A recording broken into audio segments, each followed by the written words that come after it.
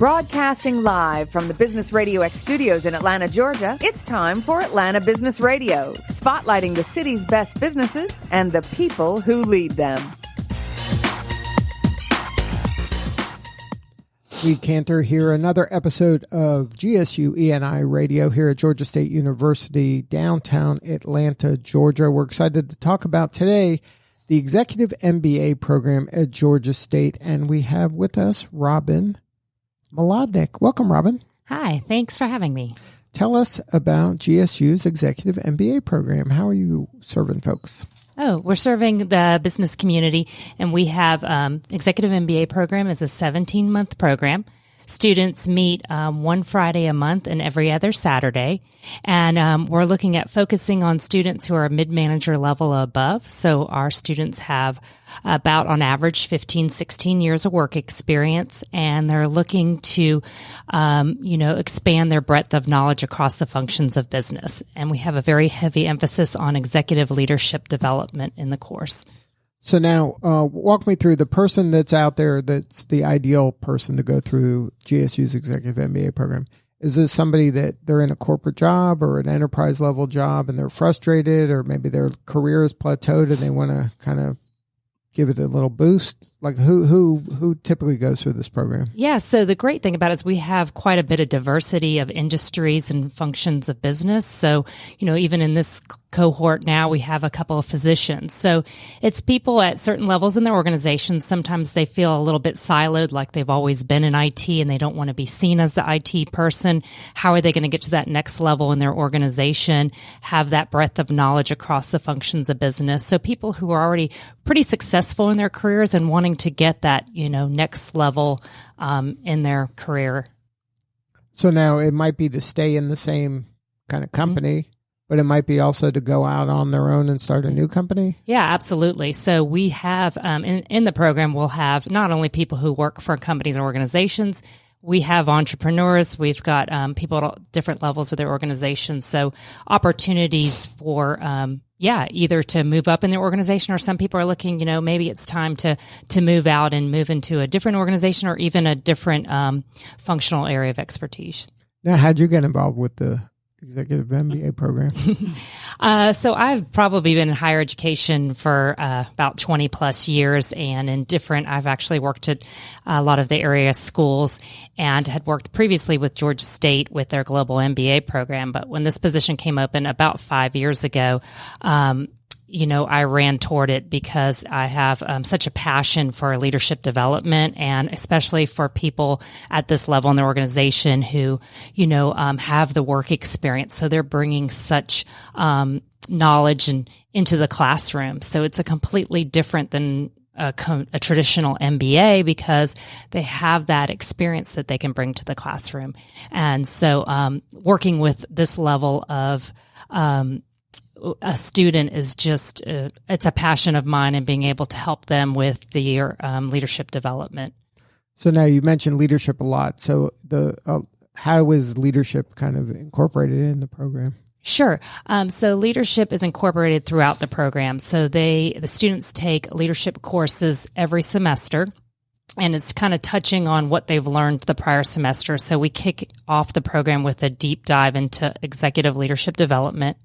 We put every single student with a certified leadership coach, where they will take a 360, and then they develop a leadership plan based on their, creative competencies, those things that they're doing really well, and those leadership reactive tendencies that are limiting their effectiveness. So it's really developing that plan and also implementing it. So they have the opportunity to have a coach as a kind of an accountability partner to make sure that they're doing what they need to do. Because if you think about it, we can teach them across all the functions of business, but if you're not developing as a leader, you're not going to be as successful as you can be for your own growth and for your company. Has this focus on leadership always been a part of the Executive MBA program here? Yeah, so we've always had the focus, but I think we've really kind of honed in on developing that even further with the individual leadership coach. We also provide the students with a team coach. So we put them on teams that they're with throughout the program. So how are you negotiating, when there's conflict and, you can't just kick, like at work, sometimes you can't always fire people. How do you work with people that maybe it's, not working well? How do you overcome differences and work together? And we also have career coaches on staff too to help them in terms of getting to that next level. So now the person that's in that prospective person that's going to do an executive MBA program, there's obviously a lot of choices out there in the metro area to go down.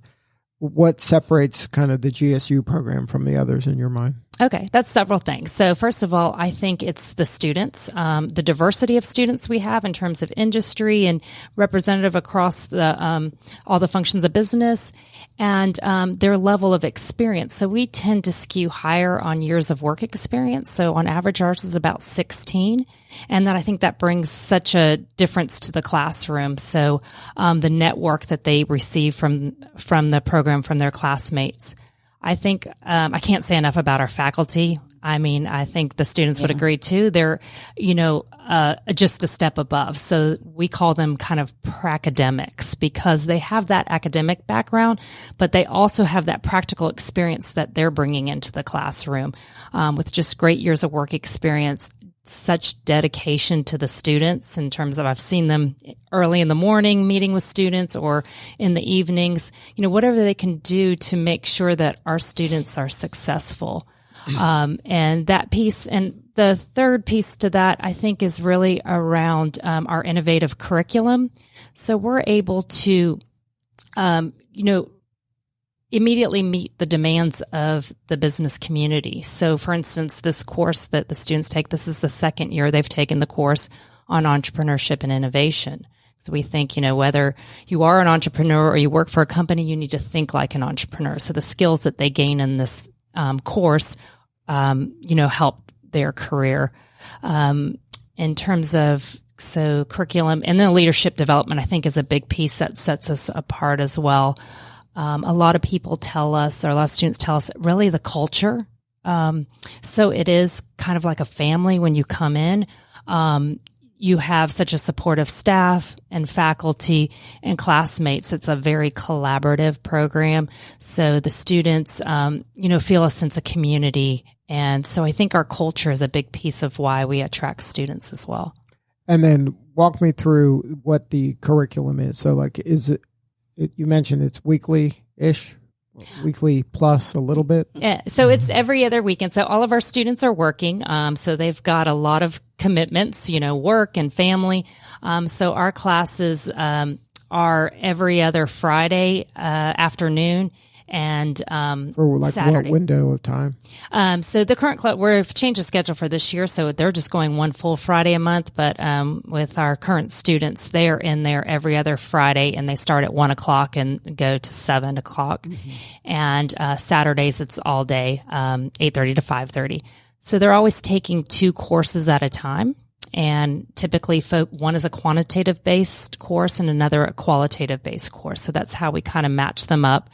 And so they focus on those 2 courses for a length of time, depending on the course. But there's a cohort that they stick with the whole time? Yes. So they stick with their cohort. The current students that are here today, their cohort is 39 students. So it gives a great opportunity for to have that connection with the faculty and with each other. Their classes are across the functions of business, like I had mentioned. We have a heavy emphasis on the accounting and finance because we think that's kind of the language of business. So kicking it off with the accounting piece, and they are able to take, courses on strategy and accounting and analytics and all the different functions. And we also provide some certificate programs that they can get, certificates that they can get as part of the EMBA. So we have one in fintech, for instance, and also analytics. Now, is it available to, say, I'm an enterprise level company and I want to put a bunch of people through? Like, can you customize it to my company's specific needs, or is it kind of it just generalized? Yeah, it's a general format, and we have so the students take all the same classes together, and they're set courses. So that's the only way that it comes in that format. Mm-hmm. So, like, if I'm a big company and I say I want to focus on this, you can't carve out my own personalized executive MBA for my company?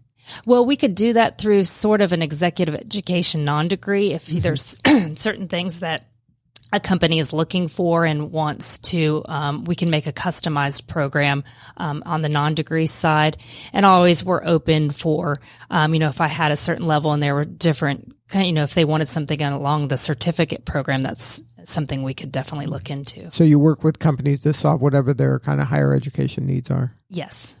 And then for you, what's the biggest challenge in the job? Is it to get the word out to the individual students or let companies know that this is available? I think it's challenging because of there's so many great schools in the area, and with the economy. So, for instance, the economy doing so well, people tend to think, "Oh, I don't need to do this because I'm doing great in my job." What we feel, this is the exact time you should do it, because when the economy goes down again, you want to be the one in the stack of that has MBAs. Right. So, it's like you get the credit line before you need the credit line. Right. Exactly. So now, what's the most rewarding part of the job for you? It's really seeing the transformation of the students. So I get to see them from the marketing recruiting phase when they first come to an information session, and watching them transform over, the course of 17 months. And I think a lot of them come in thinking, okay, I'm getting this MBA and very focused, and not really realizing what it's going to do to them, every aspect of their life, in terms of the transformation. So it's watching, them from the start into the end, and see how much they've grown and where they are in their careers. Do you have a story you can share? You don't have to name names of somebody that made kind of a monumental change.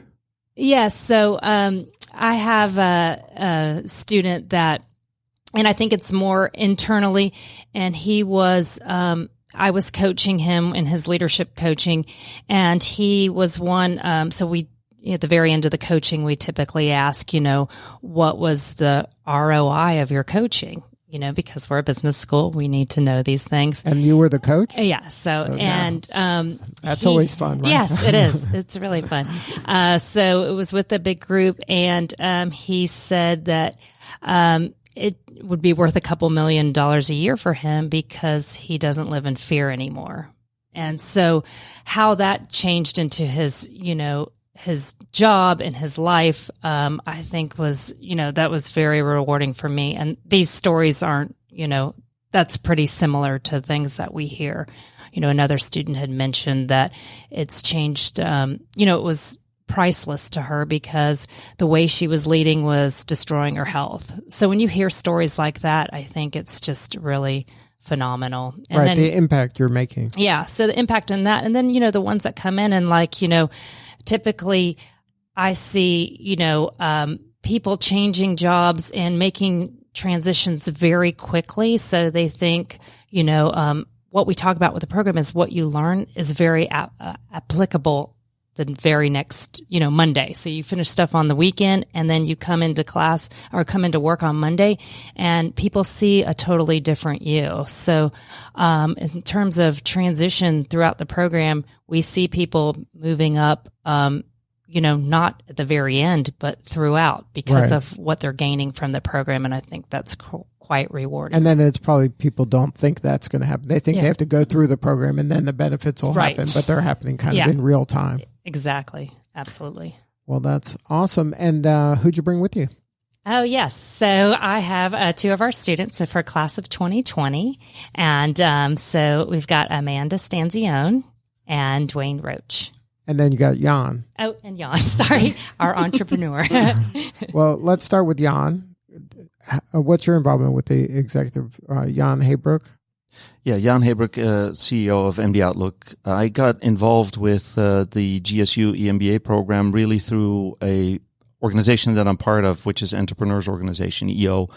who have about 14,000 members globally, about 150 in the Atlanta chapter. And they reached out to the chapter and said, are there entrepreneurs who want to participate or partner with the EMBA program to share either an opportunity or a growth challenge with the students, present a case and have a group of students look at that case and then, learn what there is to be learned for your business.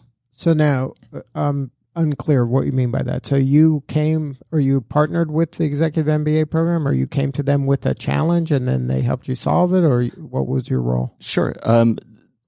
We got the opportunity to participate with a class of the EMBA program on entrepreneurship, and so a number of business leaders were able to present their case, their company, and the growth challenges that they had, and let the team review it and give advice. So your company, MD Outlook, comes into the class and said, hey, this is my company, this is what we're doing. Yes. This is what we want to do. And then they figure out, it gave you suggestions or recommendations? Yes, that's exactly what happened. So so that you have to have a level of vulnerability to share kind of this stuff with a bunch of students. How did that decision take place? I mean, was that an easy decision for you as an organization to make? Whenever you talk about your own challenges or your own opportunities, no, it's not. You have to think about it. Right. I think it came through a trusted partner, in this case, Entrepreneurs Organization, right, and through Jennifer Shearer, who's the leader of that program, not at EO, but at the EMBA program.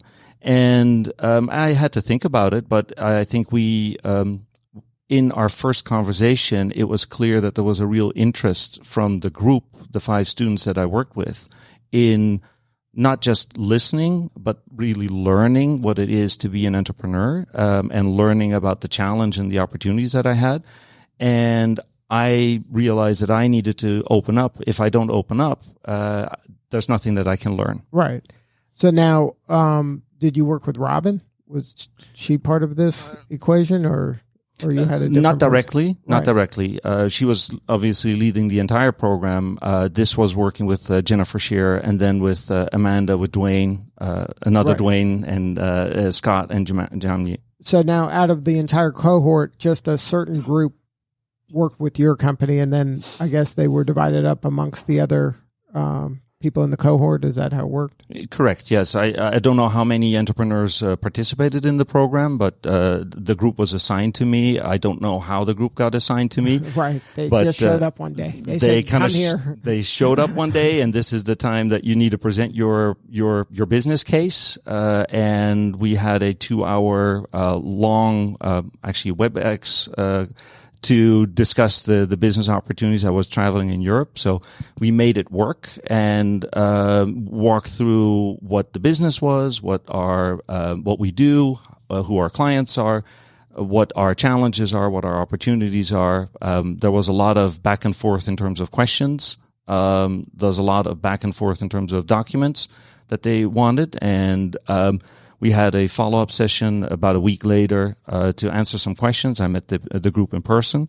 And then a week later, lo and behold, here was the recommendation. So it was an amazing turnaround and a really good experience where they presented to me as part of the entire cohort their solutions, and I got to ask some questions. The group was able to ask some questions, and all in all, it was a really positive experience. So now, how did you narrow down the scope of what you wanted out of the...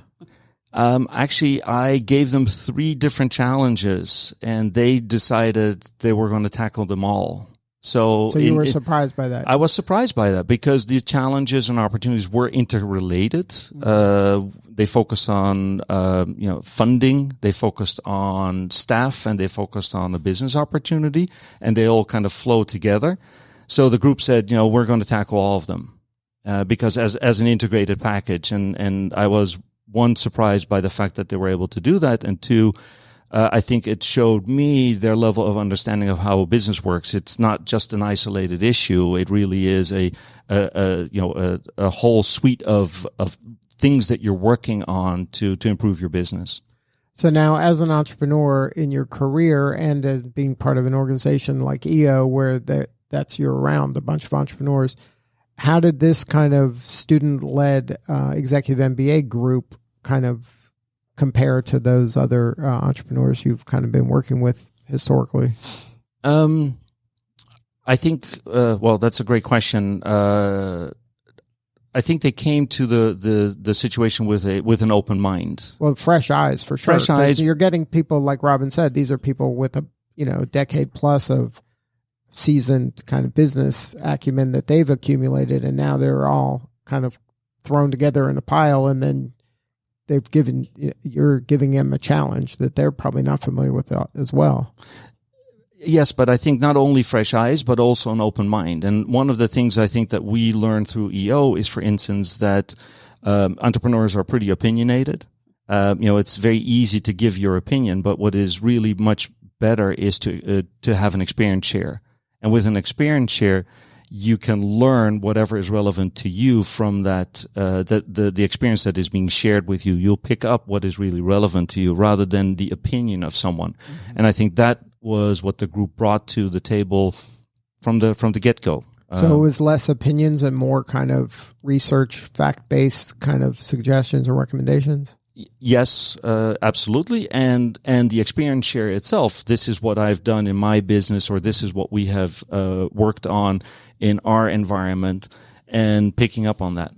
So now in your career, have you always been an entrepreneur, or did you have a real job at some point? I have had many real jobs. And in fact, I'm celebrating 25 years of my MBA, course actually next month.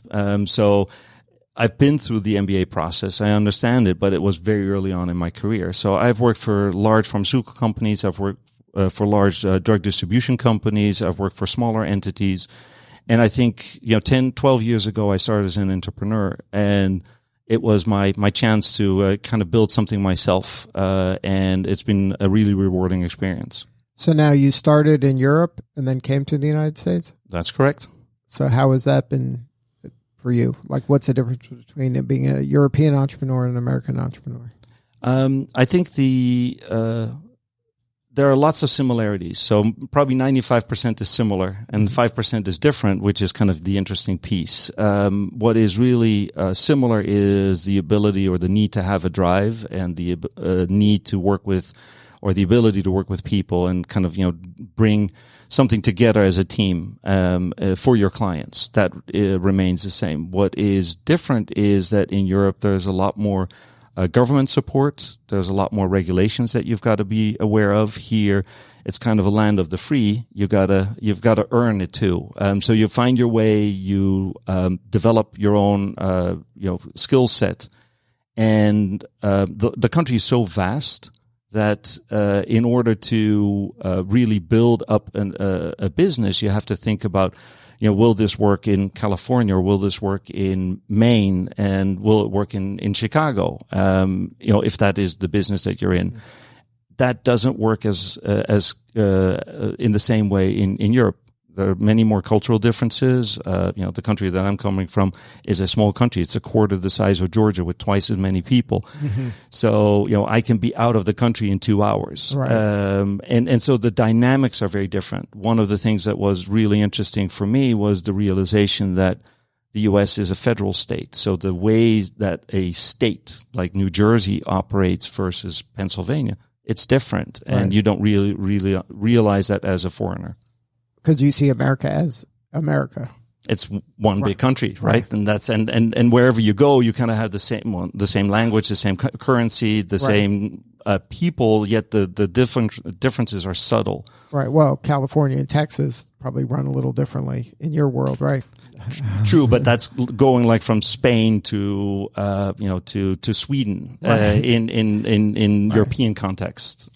So now, what about it from an entrepreneurial mindset? Do you see Europeans have kind of an entrepreneurial mindset of, I want to create my own thing, I want to make an impact individually, or is it more of, I'm going to get a job and work somewhere? It has changed a lot in the last 20 years. Certainly in some countries like in Germany, where you would join a company and stay there for 30 years and that would be your pension, that is changing a lot. I see a lot more entrepreneurship in the Netherlands, in other countries. They realize that really is a power to the economy, and are supporting that much better. So it has changed a lot in the 20 years. I've been here now for about 20 years, and I've seen a tremendous shift in that period. What about in America? Have you seen it becoming more entrepreneurial, or is it becoming kind of a little jaded? No, I think it's still very entrepreneurial. I think the support systems that are there for entrepreneurs are much better. I think one of the realizations that I had, if I could go back in time, which I can't. That'll be your next startup. But yeah, okay. And then we can have another conversation about that. But I think if I could go back in time, the thing that I would do differently, and I shared with the team too, is that you be open, learn from your colleagues, learn from other entrepreneurs. We're all making the same mistakes. Mm-hmm. We may make them somewhat differently, different point in time, but we all are making mistakes and we can learn from that. That goes back to that experience share. So I think that's where, I think, things, organizations like EO, the Tech Village, there's so many different support systems now where you can really quickly communicate and engage with other entrepreneurs and learn from that. I think that is something that over the last 10 years has really developed. So now when you went into partnering with the Executive MBA program here at GSU and you put your company up kind of for scrutiny a little bit and for suggestions, what was the takeaway? Was it, I know part of it was you want to give them an opportunity to help your company, but part of it also is you're helping them grow as well and you're sharing your wisdom. What was the most kind of gratifying or rewarding part, or surprising even part? I think it's a two-way street. So definitely I wanted to share that. I also wanted to share them kind of, and I told them in our first meeting, I'm going to open the kimono and you're going to see not just the good, the bad, the ugly. Yeah, it's not just a six-pack, right? There's warts and other stuff there too, and you're going to see that. But that's to realize that a company and a smaller company or a starting company, there's lots of things going on there. And so that was one. I was surprised by the way that they handled that. I was really surprised by the amount of effort and energy that they put into really researching our industry. So the time that we got together for kind of the next round of questions, the questions that were asked were incredibly insightful. That in and of itself was a learning experience. For me, I think the other piece of it is when I look at the what came out of the process was a combination of validation of my own thinking, opening my eyes for some white spots or black spots that I had where I don't realize that that's important to focus on, and some new opportunities. So it was a really good mixture of your different pointers for me to think about. Now, would you recommend other startups, small businesses, mid-sized businesses going through this process? Because it required a lot of time and investment, and it was kind of, you were taking a shot here. You didn't know what the outcome would be. I think it is very worth the shot if you go in with the right mindset, because if you don't open up, you're not going to get out of it what you want. So if you're going to stay closed-lipped, you're going to get not the type of insights that you want. So you have to be open to share and you have to be open to accept. And if you're willing to do that, I think there's a tremendous value in it. And if somebody wanted to connect with you or learn more about your business, what's the coordinates for that? They can go onto our website, mdoutlook.com, and they can find my details there, and happy to converse. And then you got part of your team here. Yes. And can you introduce them? Sure. We've got Amanda and Dwayne here. They were part of a 5-group team, a 5-person team, and they've been awesome at the work that they've done. All right. So let's kick it off with Amanda Stanzione. Welcome. Hi. Thanks for having me. How did Jan do? He was great. He was great. I thought we really enjoyed the experience as a team.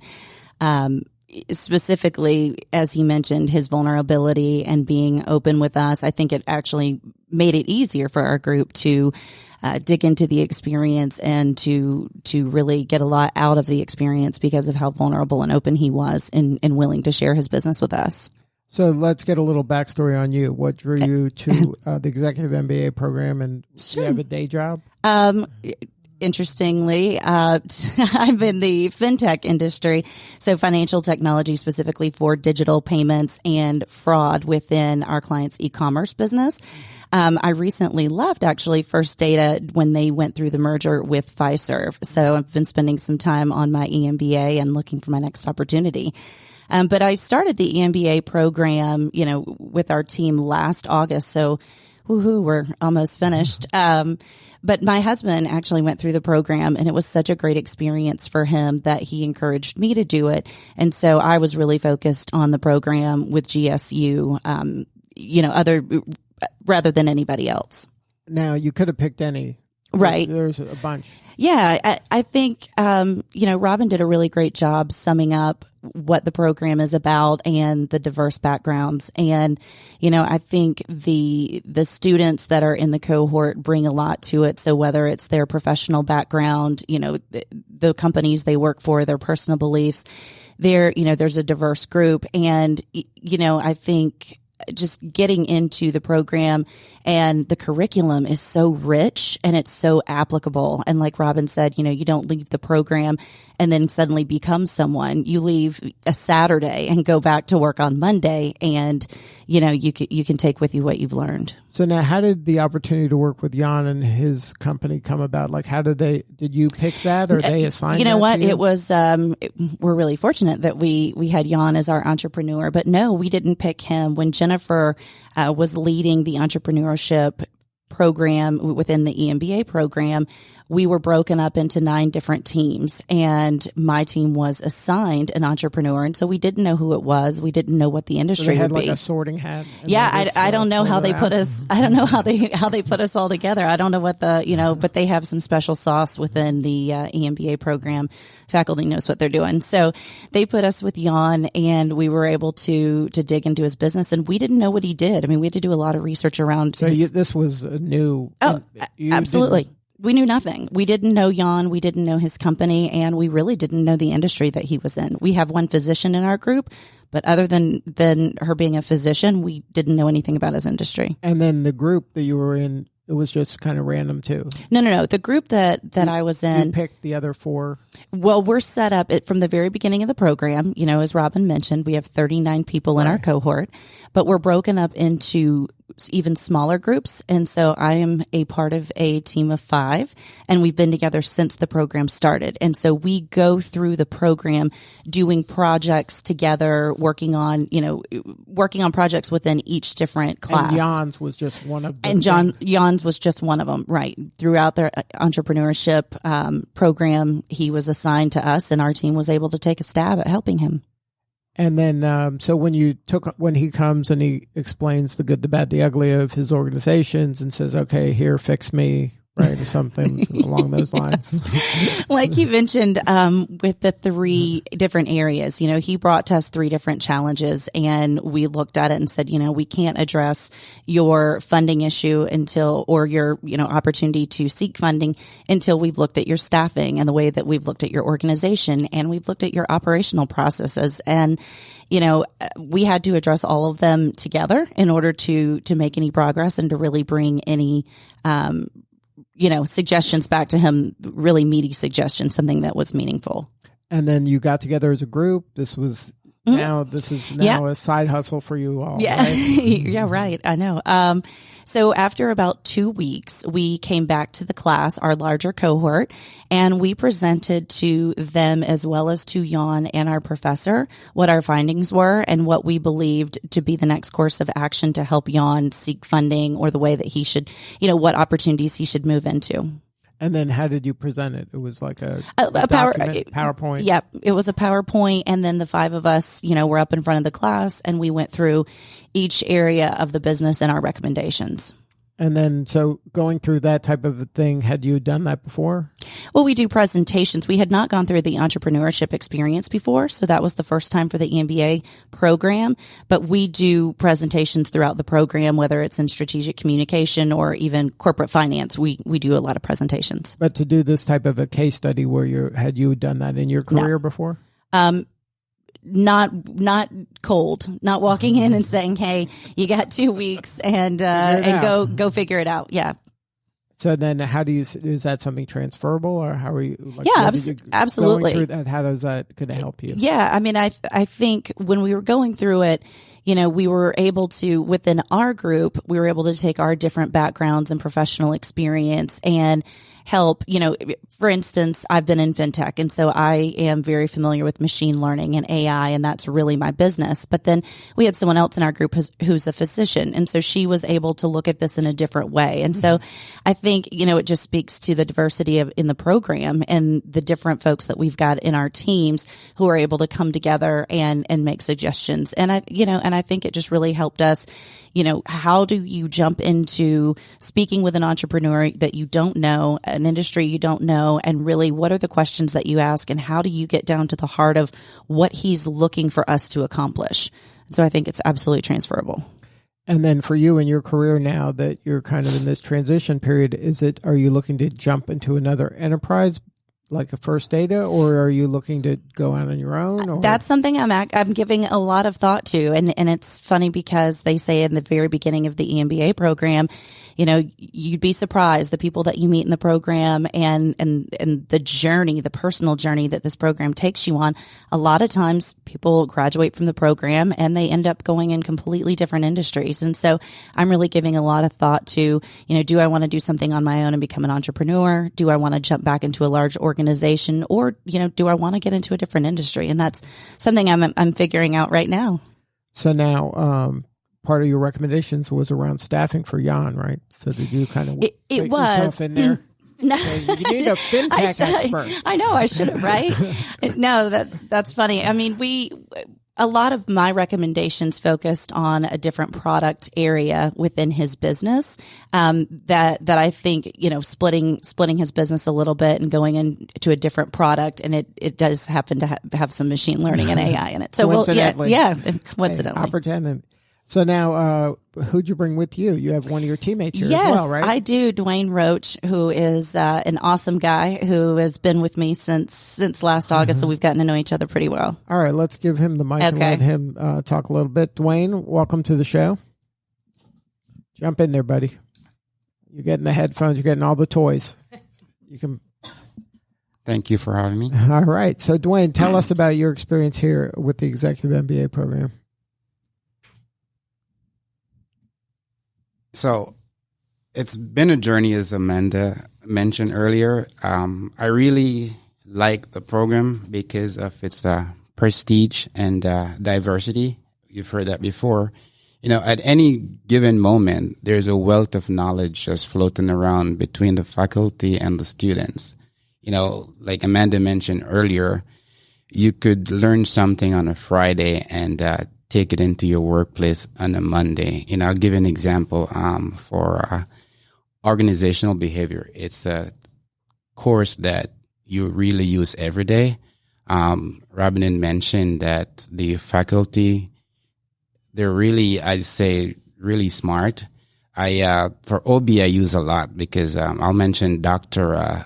Nate Bennett. Very smart, very intelligent, a professor that I greatly admire. But the knowledge base, his course is across multi-disciplines, and he does an awesome job of putting it together, and in the end you get it. And that's really rare. Sometimes a professor teaches one subject, but when you're done, it's like a cross discipline, and I think that's really great. So now what's your day job? You have a real job? Sure. So I'm the VP of Finance and Controller of a Jackson Physician Search. We're part of Jackson Healthcare, and we're pretty much a staffing industry. Jackson Healthcare is the third largest healthcare staffing in the U.S. We serve over 6 million patients, I should say. in over 1,300 healthcare facilities each year. And I've been with Jackson for 12 years. So now what was the kind of the impetus to get your executive MBA? Like what were you thinking? So pretty much it's a passion for me. It's a bucket list. You know, I've always driven to want to be part of the intellectual team, you know. So you thought an MBA would help you kind of just get that kind of be worldly knowledge and be more knowledgeable, or was it something from a career standpoint? You're like, it's important for me in my career to get an MBA. So for me, it's really more the knowledge, and that's where one of the questions coming in, how the program will help you leverage your career. So it wasn't so much of a financial factor for me. It was more of what I would get from the program that I could take and use in real life day to day. So now you could have chosen a lot of executive MBA programs. How did you land on GSU? What was the driver behind that? Well, so it's interesting you ask it because I have my undergrad from Georgia State University, or J. Mark Robinson College. I have a finance degree and an accounting degree. So for me, given the depth of what was taught during the undergrad program, you know, it was really advanced outside of what I heard other undergrads at the time were talking about. So I knew to myself that if I ever decided to get back into a learning institution, it would have been Georgia State. Now, what about the timing? Like you said, you've been working at Jackson for 12 years. So right. What was, right. You know, what last year made you go, you know what, it's time to pull the trigger on this? Exactly. So I have an 11-year-old daughter, and once she was born, I kind of put her first. And I knew that it would have been a really hard challenge to have a baby come through the first 10 years. And it would have been a very challenge. So I kind of put my, education on hold just to watch her grow and be there for her and to fulfill, whatever her needs. For example, each morning I get up, I make her breakfast, I get her to school every single day. When she was a baby, I would take her to daycare, drop her off, pick her up. So I really dedicated the last 10 years to my daughter, and I'm happy I did.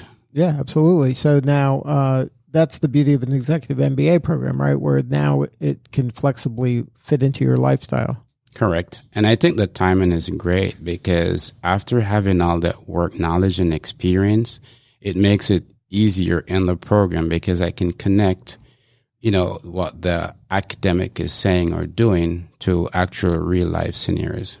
Right. So then having gone through GSU, 12 years before, and now, how has it changed? Must be a different world now, right?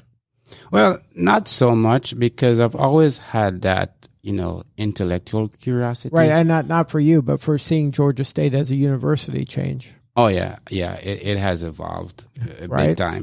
Big time. They weren't this many buildings when you started, right? Yeah, it wasn't. Yeah, it has evolved. I don't even think Buckhead was there when I was an undergrad. So, yeah, tremendous building. So now you must be proud of seeing your college that you went to grow like this and get the notoriety that it's getting nowadays. Oh, yeah, definitely. And I think it has a lot of credit to the entire faculty and team and the structure of the programs like Robin mentioned earlier. I mean, I've like Amanda said, we got 4 months to go. But from day one, ever since, readmission and right through, everyone you see on the weekends, they're just willing to help. And let me say this, by the way, Robin is my coach in the program, and she's very smart, very intelligent, and I wouldn't have traded her for anyone else. So you're going to give her a good score on the ROI? Because that's at the end, she's going to ask you that. Yeah, I think it's already, we're seeing the returns. What about Jan? How was working with Jan? Did you get a lot out of that experience? Oh, yeah. Jan was great to work with. We've heard it from Jan and from Amanda, but what I admired most was his openness. Jan realized out the gate which we did too, that if we needed to really do this, we really had to partner with each other. So right out the gate, Jan and our team, like Amanda mentioned, Jamia Pittman, Scott Wagstaff, Dwayne Daly, Amanda, myself, given the openness that Jan presented, we dedicated hours. We were upstairs on the 12th floor. We were on the, whiteboard and things. We were brainstorming. We did everything from org chart to financials to new product line, like Amanda mentioned. So in the end, we could have had good recommendations. And let me say this, 2 things that Jan said that really stuck with me. In the beginning, he said, I need to get an X-ray of my company. That was one. And the question I had for Jan was, what keeps you up at night? And his answer was all around the values for his associates. Mm-hmm. The culture. The culture. And if I could say that while I'm here, I work, as I said, we're at Jackson Healthcare. And one of the biggest things for us is in our culture. It's really important for any organization. It's what drives us. It's rooted in our mission, our values, and our beliefs. At Jackson Healthcare, our mission is to improve the delivery of patient care and the lives of everyone we touch. Our core values are others first, wisdom by doing the wise thing, and growth. And we anchor these things in such as investing in the long term, learning from mistakes, and hiring for the right culture. So when you say hiring for the right culture, you're trying to choose people that already espouse some of the values that you already have, rather than teach somebody that may not have those values how to have your values? Right. And I think that's very important. It's kind of like marriage. You're going to be successful only if you marry the right person. So the person you're going to hire should want to have it as much as you want to have it for them. So if there's not that alignment, there's going to be that disconnect from day one, and you're going to work against each other. I think part of the team, and I told Robin in one of our coaching sessions, but GSU did a really good job of putting this program together. You got to see it to believe it, but our team cohesiveness and the way, like Rob Williams or Robin had mentioned, Nate again, put everything together, and their method of selecting the team members, it's unmatchable. We have such great cohesiveness. Robin mentioned, you look at things like the desk, they do performance evaluations coming into the program, and they try to say, based on your desk, who'd be a better match for you. But at the same time, they try to get you in groups that can, you could have some conflicts, but as leadership, how do you resolve those? And I think we do a really great job at identifying when the tension is coming and really stopping it before it gets too far. Now, any advice for other executives or management folks at Jackson if they were considering getting their Executive MBA or their MBA to go through the Georgia State program? Sure. I'd highly recommend the program again for the prestige and the diversity. I think it's second to none. If you look at what the program costs, it's pretty much comparable to others. But I think at the end of the day, as a leader, the program is focused on leadership. It's focused on transforming you into that next person. And as Robin said, she, had actual stories as to people that she coached and what they actually said and what it meant. You've heard from Amanda. And I'm saying that this program, it's second to none. I think the GSU faculty and team got it right. They do it. They got it right. And then what's your favorite part of being part of this program? What's the part that you're most proud of and that you tell other people about? Well, I think that, and it's funny you asked that because I'm starting to miss it already. But we've created a family. We've created a bond. And it's like if someone isn't in class, you notice right away, even though out of 39 of us, if something is missing, if someone is not at their par, not at their, we're doing bonds and all that, not at prime or high grade, you get it right away and you want to help. So I think that bonding and unity that we've created as a team and we're going to take this beyond. I can see us being friends beyond the program. It's unmatchable. Robin, you must be so proud to hear this, huh? Yes, absolutely. So now that's the outcome you desire, right? That's what you want everybody to feel. Yes. Yep. Definitely. And we see that with our alums because we have an EMBA alumni board. We're the only ones in the city that have that. And it's because they want to stay connected to the program. So they meet once a month and run the EMBA alumni club. So in terms of professional development beyond the EMBA, there's so many opportunities for that to stay connected. And we even hear of teams from the 80s that still get together for lunch. So I think that connection, it's a lifelong connection. And if somebody wanted to learn more about the Executive MBA program, what are the coordinates? Sure. Our website is emba.gsu.edu, or they can email us also at emba@gsu.edu. Well, thank you for putting this segment together. Thanks. And thanks to all of our guests here today. This is Lee Cantor. We'll see you all next time on the Georgia State University's Entrepreneurship and Innovation Institute radio show.